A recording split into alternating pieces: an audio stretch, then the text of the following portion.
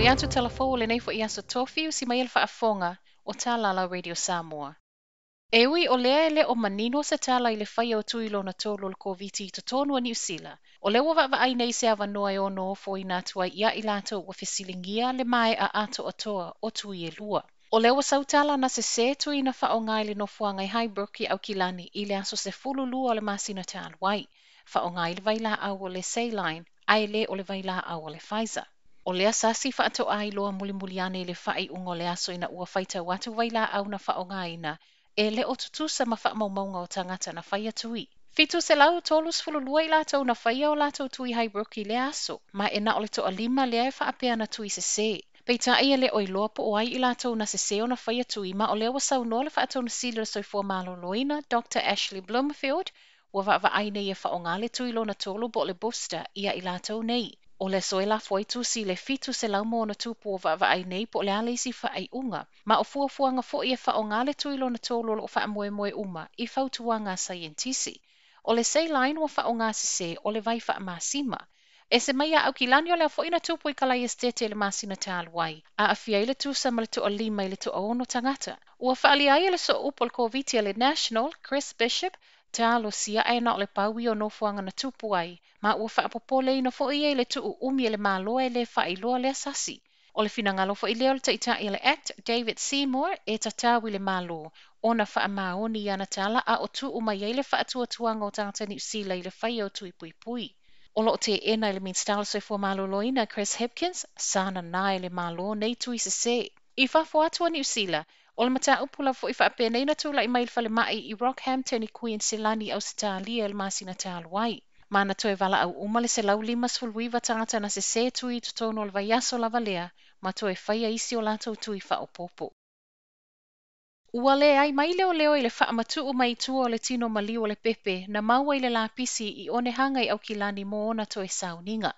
O le asonga fual vaiaso tal wai na maua i le tino maliu o le pepe teine le nei, ma e o mai le tae au le nei e le i maua lava lona tina e ui le te leo ata na faalawi loa e leoleo ma talo sanga na tu ina mai le community. Faamautinoa mai le ofisa ua faafetaia le te leo fo mai tangata o le community lato te whaia toe sauninga o le pepe, peitai, ona o suenga o lo whaanga solo e le o mawhaiai o Natalia. Toe sa waile wala au iso o se tasi, po o le tina fo i o lea pepe pe a o whaafonga mai e whaia le mea tonu ma whaafesota i le ofisa. O le ato e tatala whai ngā malanga vaalele mai Ausetalia tau nui ni usila i le masina fo, e ui o le ao mai i lalo le sone lanu mumu. O leo le amo o mia leo mai faanofoesea mo le se fulu faaso, tatawana mua i whaia siaki e sawe negative a ele i whai malanga mai. Faapea matu la fono masani o le totongi lava i oi o le nofoanga i te sau faanofoesea ai. A o tala no ai lai nofoanga faanofoesea ma le tatawana maua mua le voucher e tau fia i potu i nofoanga faanofoesea. O leo lo matua i faatumulia le te leo nofoanga lo faonga ina nei toe faopopo atu ai, ma cases faamaoni o le delta i totono le atunu.